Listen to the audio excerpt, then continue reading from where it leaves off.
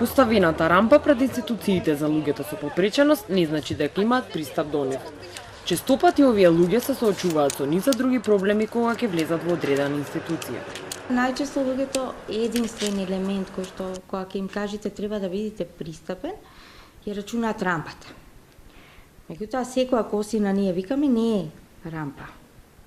И затоа поголем дел од објектите ако ги видите, ќе видите дека немаат рампа, имаат скокалници, имаат сен, како сакате дефинирајте го, освен рампа.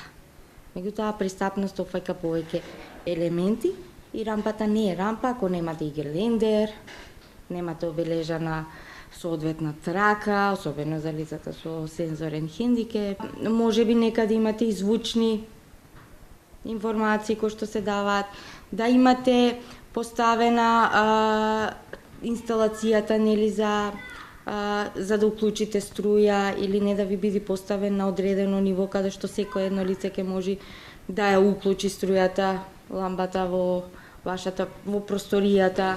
Инклузија, пристапност, еднаквост, антидискриминација ветуваат политичарите и нивните кампањи.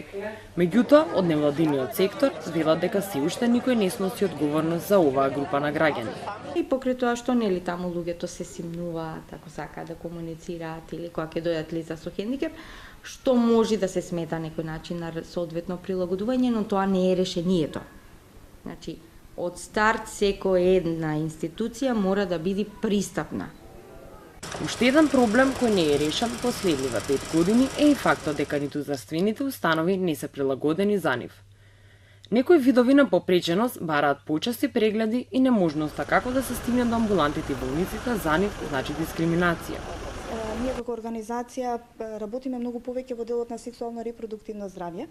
Меѓутоа состојбата не е многу различна и по однос на здравствените услуги и пристапноста до истите, кога станува збори за стоматолози, за општи лекари, значи освен гинеколошките ординации и родилишта, генерално запазувањето е дека пристапноста е малтене иста и во другите сфери.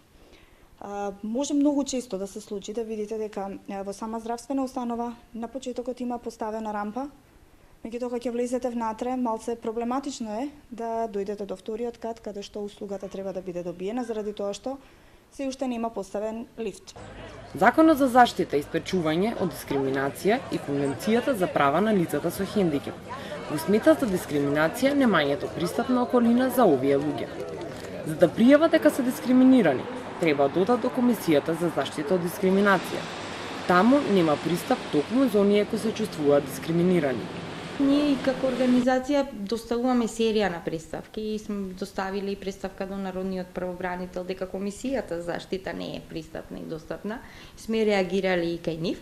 Меѓутоа проблемот е повторно на повисоко ниво мора да потенцираме. Од една страна што државата се уште ова прашање го нема апсолвирано на она ниво на кое што треба.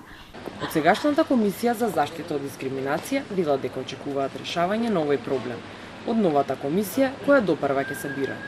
Пристапот е тежок и ние од стапување на функција, значи од 2016 година до денес, повеќе пати и официјално и неофицијално и преку јавноста сме упатувале апел, сме барале простории кои ќе бидат одветни евентуално на приземје, ако е можно, ако не да има добар пристап, односно лифт, скали за лица со попреченост и така натаму.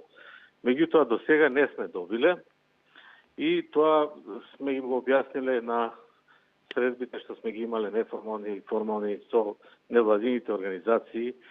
Тоа се решава само со нови простории и се надевам дека новата комисија ќе добие, бидејќи на нас не ни се дадени и немаме друг избор, не можеме само да бараме.